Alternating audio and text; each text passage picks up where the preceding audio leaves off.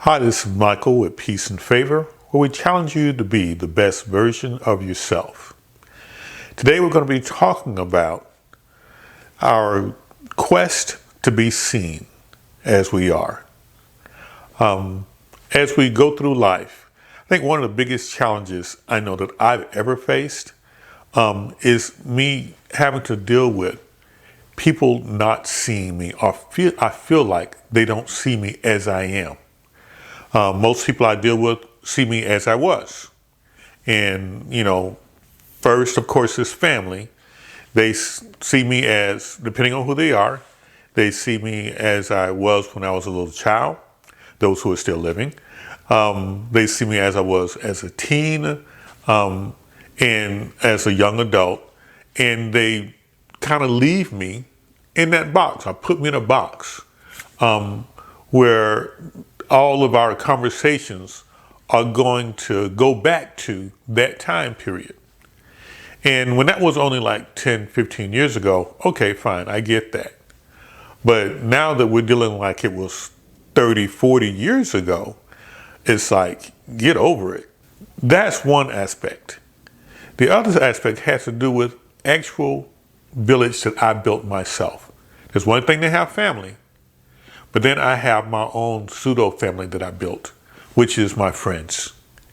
And these, now I say friends, I don't mean just associates. I mean those who keep me up, those who I look to for support. I don't want to be a title. I don't want to be in a certain role, where I need to conduct myself in a certain way and speak in a certain way. I just want to be me. And over the years, it's gotten harder and harder to find those people who see me as I really am. And please understand, part of it is because I have conducted myself in ways that made people around me more comfortable. And so when my family members, some of my aunts and uncles or whomever, parents, when they're talking to me and they're constantly going on about what was going on in the 60s or 70s, it's like I humor them and everything, and we have good conversation and all about that. But we've had these same conversations for decades now. And that's not an area of growth for me. It's not helping me to get to know them. It's not helping them to get to know me anymore. And the unfortunate part to me is, for most of them, if I bring up something current, their eyes just kind of glaze over. But I'm using me as an example. I know that there are people who watch these videos where they too, each one of you, I know you just are begging for someone. It's like, see me for who I am. Okay? Not for who I was, but for who I am. And recently a friend of mine, he was really challenged. You can see he was in pain because he's trying to hold on to his old friends. And his friends, however, are like stuck in circa whatever year it was, right? Wherever their friendship was, and still conducting themselves like that. While meanwhile, he's moved on with his life, has accomplished so much, and grown in so many different areas that it's like he's leaving them in a lot of ways. And so in order for him to relate to his friends, he has to descend. Not just stop growth, but he has to bring himself back, have little retro actions where it's like, I need to bring it back down here. And so he's here, but he'll come down to meet them there. People in business, they knew him during this period. He'll have to come down and meet them there. And the thing is, that's fine. He can maintain those relationships. But you know what he's doing? He's looking out for them. But who, pray tell, is looking out for him?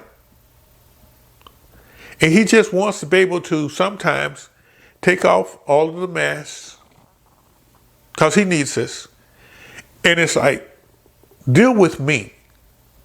Don't deal with me as the accomplished this, the person with these skills, the person. Deal with me. Back here, back in these days, we got to know each other because we could just interact with each other. No titles, no nothing. My boy, okay? I was just another one of the friends. Over the years, he's put on a lot of different other hats, grown in a lot of ways. And what hasn't happened is being seen as who he is. Now they see him, his friends, as an example, see him as this guy, but with most stuff. Okay? And it's like, yeah, I got more stuff. I've grown in some ways, yes, but also I'm not that guy like I was. I've grown. I'm not here. I'm here. And his challenge, of course, is how do I maintain that? And I told him, honestly, it's like, oh, your friends are always going to be your friends forever and ever and amen. And you'll have to meet them where they are because they cannot meet you where you are because you have different experiences. You've gone through different things. And when you had the common things you went through, that's what built the friendship. All right. And if they haven't gone through these things with you, how are they going to get you there? And a lot of times, this is a professional dilemma that a lot of us go through, which is as we progress professionally, academically, socially, we find that a smaller and smaller group of people get us. And over time, it's harder and harder to identify or find those people who actually get us. We hunger to sit down with someone who gets us.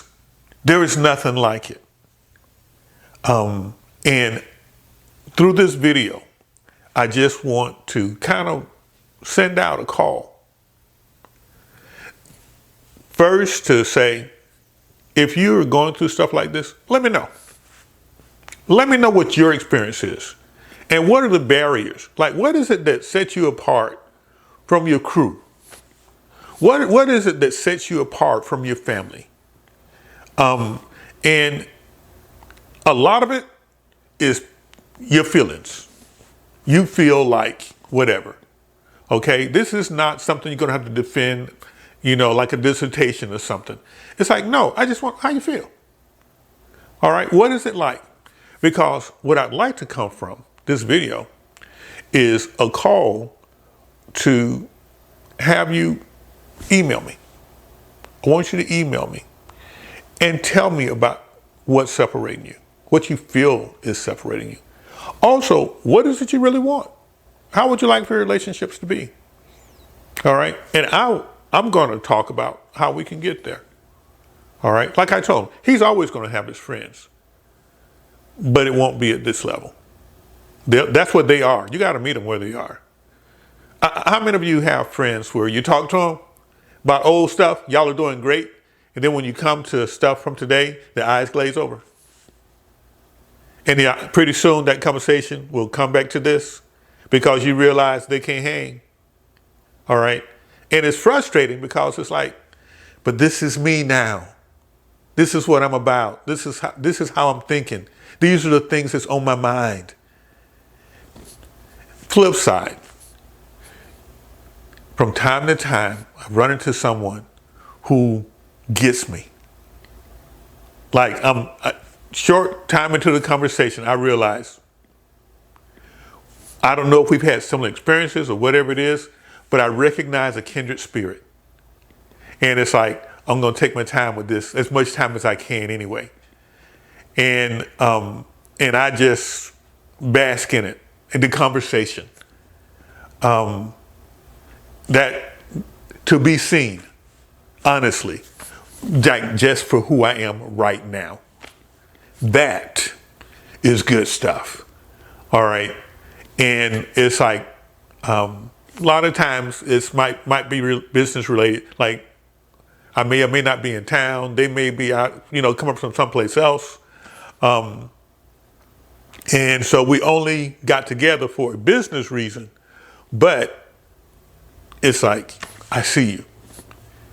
And I'll be honest with you, a lot of times, or sometimes I've had it to where it's like, those conversations are better than a conversation with a spouse. Because it's like, they're not speaking to my role, ability, skills. It's like they're speaking to me as a person. Like beyond all of that, how do I feel? How do I see? Where I can challenge stuff and they come right back with their own thing. Well, consider this. And it's like so sweet. I love a challenge and I love to be challenged. But a lot of times when you're when you're challenging someone who has not grown to a certain level, they take it as being condescending or that you're putting them down or something. And it's like, no, I just want to know how you think about this and why you think about it that way. In other words, you need to be comfortable enough in your skin that if having a person disagree with you, it doesn't bother you. Your thing is, why you disagree? Tell me, like, do you know something I don't know? Like, share with me, what you got? Because I'm going to share with you what I think. And to have those conversations with someone is so refreshing. A lot of times when you're going through difficult times, it helps you to be grounded, to have that person bounce some things off them, where it's not just based on the letters behind your name, but it's based on that person, that relationship. And it's like, how can I support you? Like, I need someone to show me my blind spots rather than assuming I know what the hell I'm doing. Okay? Let me know what I'm missing. Don't tell me what I'm doing well. What am I missing? All right? But I do appreciate the validation when it's like, no, you're on point with that. I do appreciate that very, very, very much. Coming from a person who doesn't really have a dog in the race, it's like an outside person let me know that. Anyway, so that's what I got for this video. Email me, michael@peaceandfavor.com. Let me know how this applies to you. How you feel about this? Give me some comments as well, to the video itself. I appreciate it. Share it as well, because now this is one I am saying, please share this video. All right, because I would like to get us a little network of folks who are okay with being challenged, of people who want to be seen as they are now, not as they were, not as a title, but as a real person. I know it sounds silly, but if you're with me, you understand what I'm saying. All right. Because all of this stuff where people they're stuck here and you keep having to come down, that's very nice of you to do that. And it's good. You get food from that. But when you're up in rare air, you need it here too. And we need to be able to look around and see people here. The thing is, we're not close to each other. We're so spread out now that it's hard to do that. And sometimes to use the technology that we have now. Anyway, this is Michael with Peace and Favor. God bless.